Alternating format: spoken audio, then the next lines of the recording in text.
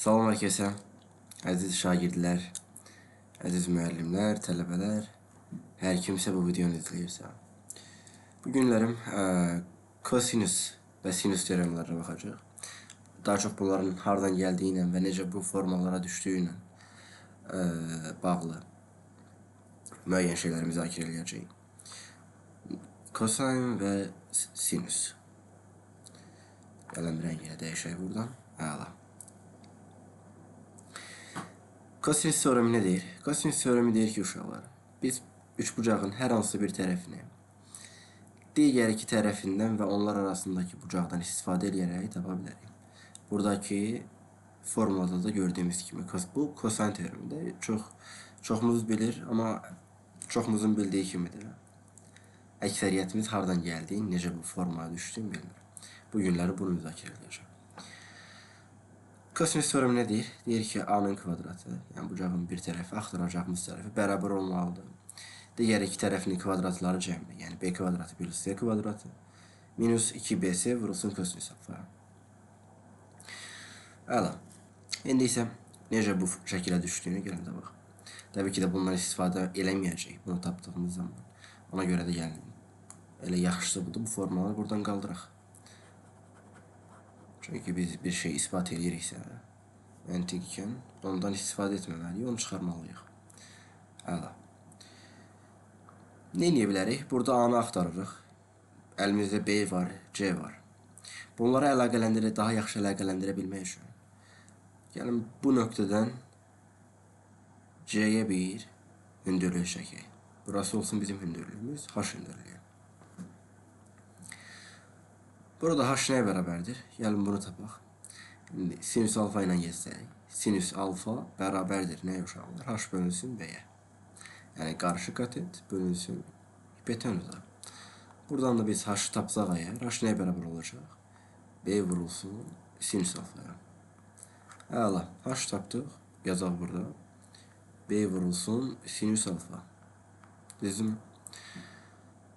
En ise bu kesişme nöqtəsindən bu nöqtə arasında qalan hissənin uzunluğunu tapaq.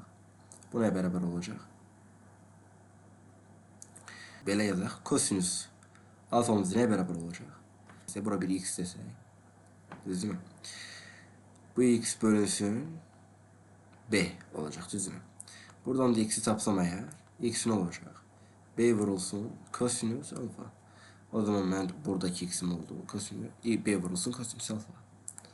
Bunu buradan silə, x'i yerine yazaq. Artıq tapdığımız ifadəni B vurulsun kosinüs alfa. B vurulsun kosinüs alfa yazdıq. Eğer bu hissəmiz B vurulsun kosinüs alfadırsa və toplamına C demişiksə, o zaman buradan bura qədər olan parçamızın uzunluğu nə olacaq? C çıxılsın B vurulsun kosinüs alfa. Düzdürmü? İndi isə buradan A-nı tapaq. Nəyə görə? Pisagor formulasına görə, düsturuna görə deyək. Pisagor nə deyirdi? Belə bir düzbucaqlı üçbucağımız olsun. Burasına bir A deyək, burasına bir B deyək, betonunda C olsun. Burada C nəyə bərabər idi? C'nin kvadratı bərabərdir A kvadratı plus B kvadratı. Eyni buradakı şəkildə A-nın kvadratı nəyə bərabər olacaq? A-nın kvadratı bərabər olacaq C minus B vurulsun kosinüs alfanın kvadratı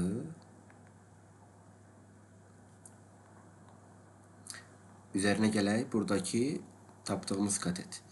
Yani B vurulsun sinüs alfanın kvadratı. Bu vurmadı. Eyni şəkildə bu da vurmadı buradakiler. Minüsdən qarışdırmayaq.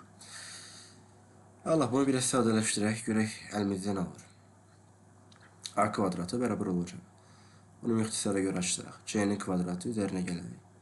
B'nin kvadratı vurulsun kosinüs kvadratı alfa minus 2BC kosinüs alfa. Burada qıraqda qalan nə olacaq? Sadəcə kvadratı yazsaq. B kvadratı vurulsun sinüs alfanın kvadratı. Biraz buradan yazdım. Yerimiz daha çok kalsın. Şimdi burada nə müşahidə edilir uşaqlar? Burada da B kvadratı var. Burada da B kvadratı var. Bunu gəlin mötərizə xaricinə çıxardıq. A kvadratı bərabər olacaq nəyə? B kvadratı mötərizə xaricinə çıxartsaq. Yerdə nə qalacaq? Kosinüs kvadratı alfa plus sinüs kvadratı alfa. Bu bize sonunda ne verecek? 1'i. Tabii ki de. Yerde ne kaldı? Plus s kvadratı minus 2 b s kosinüs alfa. Düzdü mü? Biraz yer açak. Bu kadar kifayet ediyor. Aha. Dediğimiz gibi bu ifademiz bize ne verecek? 1'i verecek. Kosinüs kvadratı alfa üzerine geldi sinüs kvadratı alfa. Sadece 1. Bir de b kvadratını vuranda ile b kvadratı gelecek. O zaman yazdık a kvadratı beraberdir. B kvadratı plus s kvadratı minus 2bs kosin alfa. Neydi? Bir uç bucağın bir tarafını diğer iki taraftan ve onlar arasındaki bucağdan istifade ederek taptık. Biz de buna riyaziyette kosinüsler teoremi deriz. İkinci sinüsler teoremine bakalım. Onun hardan ve necə formalaştığına bakalım. Buradan yazmalı. Yine üç bucağımızı çəkək. Həmişəki qaydada. Hələ. Biraz yamuk oldu ama iyi bir. Buradan ABC dememizde ihtiyaç var. Hiç ihtiyacı yoktu. Burasına bir A diyək. Burasına bir B diyək. C diyək. Uygun bucaqlarımızda da alfa diyək. Beta diyək. Burada bir fi diyək. Sinüsler teoremi ne deyir? Deyir ki sinüs alfa bölünsün A, hansı ki bucağın sinüsü ve onun karşı uzunluğumu desem, tərəfimi desem, karşı tərəfi beraber olur sinüs beta ve bunun karşı tarafı yani B. Bu da beraber olur sinüs fi, onun karşı tarafı olacak C. Bu bizim bildiğimiz sinüsler teoremidir. Neyse gelin bunun ispat edelim. Nece bu formaya geldiğini, düştüğünü müzakere edelim. Ortadaki işarəni silim, qarşılıq düşməsin. Başqa rəng qələmə keçə bilərik. Hansı rəng qələmə keçək? Məsələn bu, yox. Bununla davam edə bilərik. Bunun həmişəki kimi gəlin tərəfləri bir-birinə əlaqələndirək və ortaq bir məxrəcə gəlməyə çalışaq. Buradan belə bir hündürlük çəksəm, sanki belə bu tərəfə daha çox hündürlük oxşuyur, tamam. Bura bir hündürlük, h hündürlüyü deyə çəkdim. Bu h hündürlüyü ne olacak? Artık bilirik ki h hündürlüğümüz beraber olacak. B vurulsun sinüs alfa. Hansı üç bucaq üçün olacak? Tabii ki de bu sağ tarafta gördüğümüz üç bucaq ki var. Bunun üçün olacak. Ve burada ikinci üç bucağımız var. Pisagor üç bucağı. Diğer adına desək, düz bucaqlı üç bucağı var. Ona əsasən biz buradaki h tapsaq, sol taraftaki üç bucağı əsasən ne verəcək? A vurulsun sinüs beta. Aha. Biz burada neye görürük? H beraber olur bir defa B vurulsun sinüs alfa. İkinci defede ise H beraber olur A vurulsun sinüs beta. Bu bize bir ne deyir? Sadece bunlar birbirine beraberdir. Buradan başka bir şey çıkarabilir. Yani ikisi de H'a beraberdir. Demek ki bununla bu da birbirine beraberdir. Yani B vurulsun sinüs alfa beraber olur A vurulsun sinüs beta. Bunu çok rahat görebiliriz buradan. Burada ne işlem edebiliriz? Gelin her tarafı AB'ye bölək. Daha səlqəli olsun. Her tarafı AB'ye bölsəm ne elde edəcəm? Sinüs alfa bölünsün A olacaq. B'lərimiz orada yuxarı ixtisar gedəcək. İkinci tərəfdə sinüs beta bölünsün B olacaq. Əlaqələndirdiyimiz birinci iki tərəf idi. Gəlin indi digər iki tərəfi əlaqələndirməyə çalışaq. Bunun üçün isə bu nöqtəni götürək. Və buradan da digər tərəfə bir üç bucaq hündürlük çəkək B tərəfinə. Və buradan gördüyümüz kimi yenə də iki dənə düz bucaqlı üç bucaq əmələ gəldi.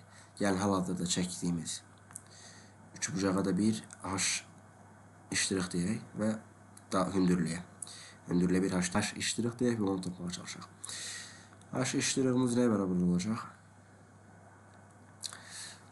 Buradan əlaqələndirsək bu fi tərəfinə baxar. Deməli A vurulsun sinüs fi. İkinci tərəfə baxsaq, buradan bu h'ımız h iştirimiz neyin tarafına bakacak? Alfanın. O zaman h iştirik buradan neye beraber olacak? A, S vurulsun sinüs alfa. Düzdürmü? O zaman bunlar da ikisi de eynidir. Sadece birbirine beraber eləyək. Görək elimizde ne var? Sinüs alfa fi beraber olacak. S vurulsun sinüs alfa. Düzdürmü? Her tarafı AC'ye bölək. Görək elimizde ne kadar? Burada olacak sinüs. Fi bölünsün C. Bu da beraber olacak. Sinüs alfa bölünsün A. Burada da sinüs alfa beraberdir. Sinüs fi bölünsün C almışıq. Burada da eyni şekilde sinüs alfanın bir beraberliğini almışıq. Eyni şekilde sinüs alfa burada beraberdirsə yazaq elə burada da yazaq.